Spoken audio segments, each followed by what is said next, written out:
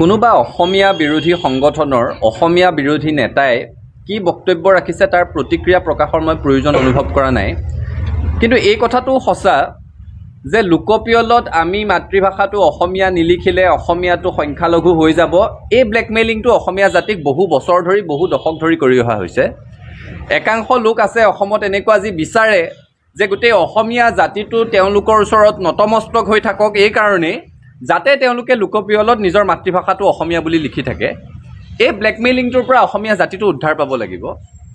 কোনোবাই অসমীয়া মাতৃভাষা বুলি লিখক বা নিলিখক, বাস্তৱ সত্যটো আমি অনুধাৱন কৰিব পাৰিব লাগিব যে অসমত অসমৰ খিলঞ্জীয়া মানুহ সংখ্যালঘুত পৰিণত হ'বলৈ গৈ আছে, আৰু এইটো সঁচা কথা। আজি নহ'লে এটা দশকৰ পিছত বা দুটা দশকৰ পিছত বা তিনিটা দশকৰ পিছত অসমীয়া মানুহ অসমতে সংখ্যালঘুত পৰিণত হ'বই।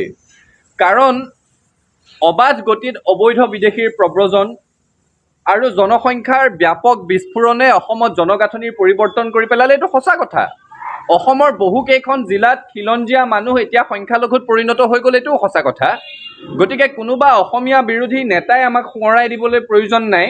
আমি খিলঞ্জীয়া মানুহে নিজেই কথাটো উপলব্ধি কৰিব লাগে যে অসমীয়া ভাষাটো সংখ্যালঘুত পৰিণত হ'বলৈ গৈ আছে, অসমৰ খিলঞ্জীয়া মানুহ সংখ্যালঘুত পৰিণত হ'বলৈ গৈ আছে। আৰু এচাম অসমীয়া বিদেশী চক্ৰই সদায় বিচাৰিছে যে আমি তেওঁলোকৰ যাতে হাতে ভৰিৰে ধৰি থাকোঁ, তেওঁলোকক আমি আমাৰ মূৰৰ ওপৰত যাতে তুলি ৰাখোঁ, এই ব্লেকমেইলিংটোতে যে অসমীয়া ভাষাটো তেওঁলোকে নহ'লে মাতৃভাষা বুলি নিলিখিব। ছাত্ৰ সন্থাই ইয়াৰ পৰা পৰিত্ৰাণৰ উপায় বিচাৰিছোঁ।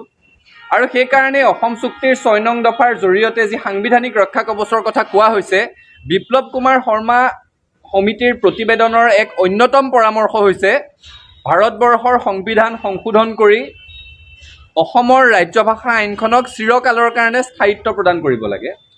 কাৰণ ভাৰতবৰ্ষৰ সংবিধানৰ ৩৪৭ নং অনুচ্ছেদত কোৱা আছে, এখন ৰাজ্যৰ এটা বৃহৎ জনসমষ্টিয়ে যদি বিচাৰে যে তেওঁলোকে কোৱা ভাষাটো ৰাজ্যখনৰ মাতৃভাষা হ'ব লাগে, তেতিয়াহ'লে সেই ভাষাটোক ৰাষ্ট্ৰপতিয়ে, সেই ৰাজ্যখনৰ ৰাজ্যভাষা হ'ব লাগে, তেতিয়াহ'লে ৰাষ্ট্ৰপতিয়ে সেই ভাষাটোক ৰাজ্যভাষা হিচাপে স্বীকৃতি দিবলৈ অধিসূচনা জাৰি কৰিব পাৰে।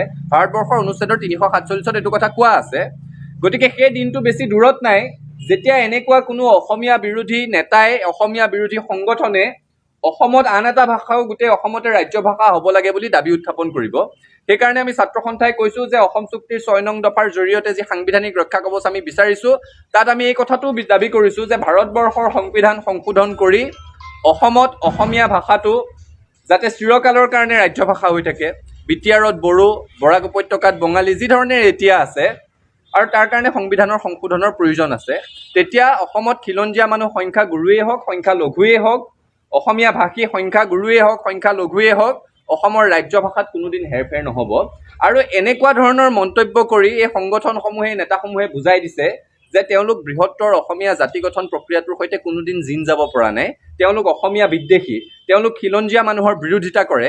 আৰু এনেকুৱা অসমীয়া বিৰোধী শক্তিসমূহক অসমৰ ৰাইজে চিনিব লাগিব, আৰু এনেকুৱা শক্তিসমূহক অসমৰ পৰা পুলিয়ে পোখাই উৎখাত কৰিব লাগিব। চাওক, চাপৰি থাকিলে মেঘ আঁতৰি নাযায়, মেঘ থাকিবই। আমাৰ যিটো জাতিটোৰ প্ৰতি মূল সংকট, সেই সংকটটো আমি উপলব্ধি কৰিব পাৰিব লাগিব। মই পুনৰ কৈছোঁ, অবৈধ বিদেশীৰ অবাধ প্ৰব্ৰজন আৰু নিয়ন্ত্ৰণহীন জনসংখ্যাৰ বিস্ফোৰণে অসমত খিলঞ্জীয়া মানুহক সংখ্যালঘুত পৰিণত কৰিছে। অসমৰ জনগাঁথনি ব্যাপক ৰূপত সলনি হৈ গৈছে, আৰু এইবোৰ বাস্তৱ সত্য। এইবোৰ কথা কেৱল ছাত্ৰ সন্থা বা অসমৰ ৰাইজে কৈ থকা নাই, গুৱাহাটী উচ্চ ন্যায়ালয়, মহামান্য উচ্চতম ন্যায়ালয় সকলোৱে স্বীকাৰ কৰিছে যে অসমত অবৈধ বিদেশী নাগৰিকে ভোটাৰ তালিকাত নাম সন্নিৱিষ্ট কৰিছে। অসমত বাংলাদেশৰ পৰা হোৱা অবাধ প্ৰব্ৰজনৰ ফলত আভ্যন্তৰীণ অশান্তিৰ সৃষ্টি হৈছে, বহিঃআগ্ৰাসনৰ সৃষ্টি হৈছে।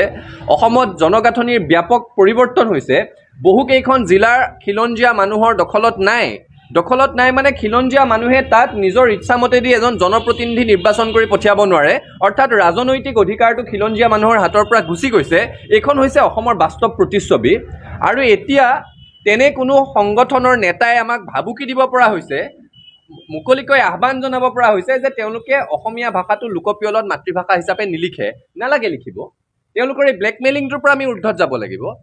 আজি নহ'লেও এটা দশক, দুটা দশকৰ পিছত হ'লেও অসমত অসমীয়া ভাষী মানুহ সংখ্যালঘুত পৰিণত হ'বতো সঁচা কথা।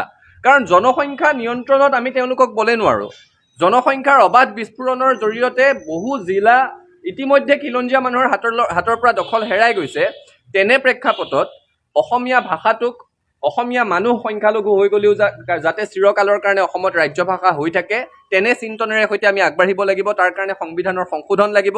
৬ নং দফা সমিতিয়ে যি প্ৰতিবেদন দিছে সেই প্ৰতিবেদনৰ পৰামৰ্শ আখৰে আখৰে কাৰ্যকৰী হ'ব লাগিব আৰু অসমৰ ৰাজ্য ভাষা আইনখনক সাংবিধানিক মৰ্যাদা দি চিৰকালৰ কাৰণে সুৰক্ষিত কৰিব লাগিব।